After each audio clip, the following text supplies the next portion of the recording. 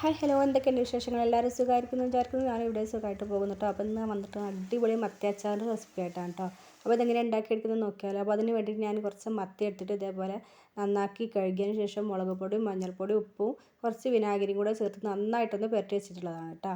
അപ്പോൾ അത് നമുക്ക് ആദ്യം ഒന്ന് പൊരിച്ചെടുക്കാം. അപ്പോൾ അതിന് വേണ്ടിയിട്ട് ചട്ടി വെച്ചിട്ട് വെളിച്ചെണ്ണ ഇട്ട് ഒഴിച്ച് കൊടുത്തിട്ടുള്ളത്. അതിലേക്ക് കുറച്ച് കറിവേപ്പില ഇട്ട് കൊടുക്കുക.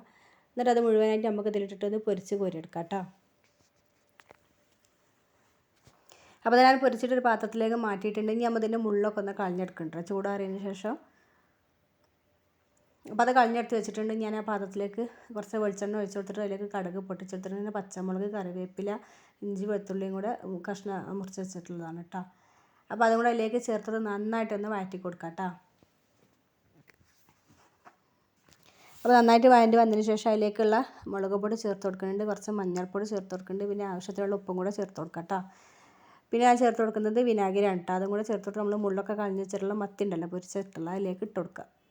നന്നായിട്ട് മിക്സ് ആക്കി കൊടുക്കുക. പെട്ടെന്ന് ഉണ്ടാക്കിയെടുക്കാൻ പറ്റുന്ന അടിപൊളി ഒരു റെസിപ്പിയാണ് കേട്ടോ. നല്ല ടേസ്റ്റാണ് കേട്ടോ കഴിക്കാനും. മത്തി അച്ചാർ മത്തി കഴിക്കാത്ത കുട്ടികളൊക്കെ അച്ചാറിനായി കൊടുത്താൽ കഴിച്ചോളൂ കേട്ടോ.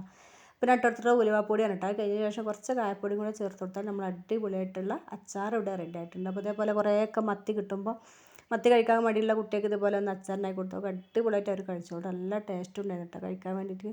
പിന്നെ ഇതിന് ഉണ്ടെന്നുണ്ടെങ്കിൽ നമുക്ക് ഇതിൻ്റെ കൂടെ ചോറ് കഴിക്കാൻ വേറെ കറിയുടെ ആവശ്യമൊന്നുമില്ല കേട്ടോ. അപ്പം ഇന്നത്തെ വീഡിയോ ഇത്രയേ ഉള്ളൂ കേട്ടോ. എല്ലാവരും സബ്സ്ക്രൈബ് ചെയ്ത് സപ്പോർട്ട് ചെയ്ത് ലൈക്ക് ചെയ്തിട്ട് കാണാം കേട്ടോ.